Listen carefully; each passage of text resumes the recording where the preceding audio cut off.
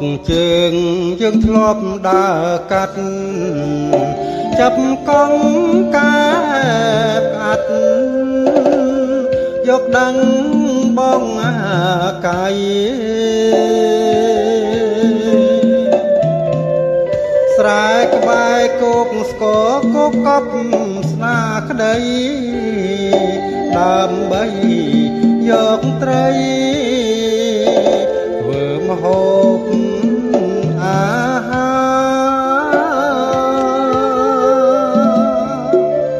រគោកទៅអឿងគោកធ្នង់ដំរងវយាវ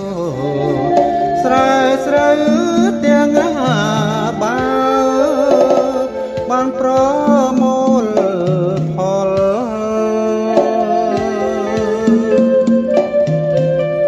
គោកខ្លាខំគោបងនឹងនិមលស្រមៃនឹកដល់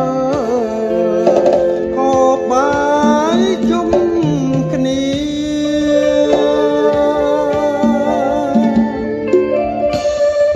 ចំ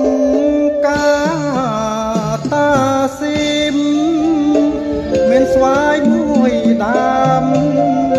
បែរមាត់អណ្ដងទឹកត្រជាងក្រៃ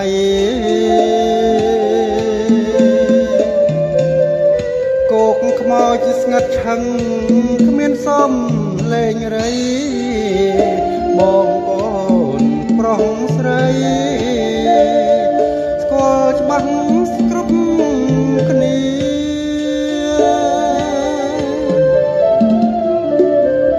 គោកចំការចាំងមិនផ្លាំងទៅឆ្ងាយហើយគោកមេម៉ាយនៅខាងត្បូង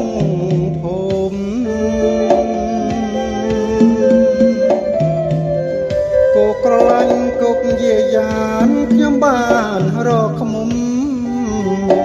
គោកបាំងទូកស្រែខ្ញុំផលច្រើនណាស់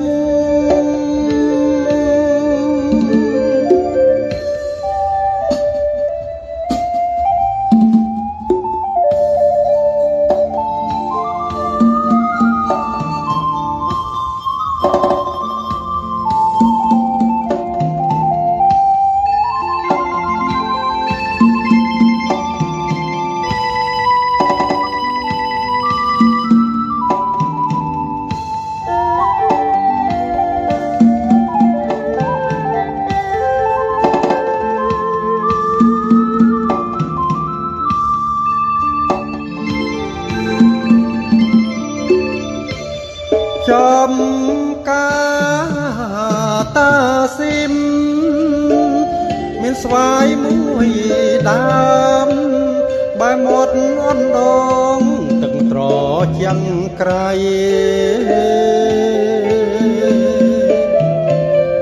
គោកខ្មោចស្ងាត់ឆឹងគ្មានសមលេងរៃបងប្អូនប្រុសស្រីស្គាល់ច្បាស់គ្រប់គ្នា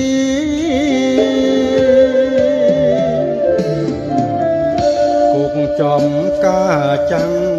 មិនផ្លាស់ទៅឆ្ងាយឯគោកមេម៉ាយ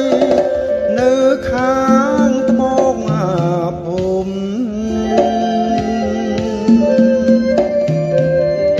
គោកក្រឡាញ់គោកយាយានខ្ញុំបានរកឃ្មុំ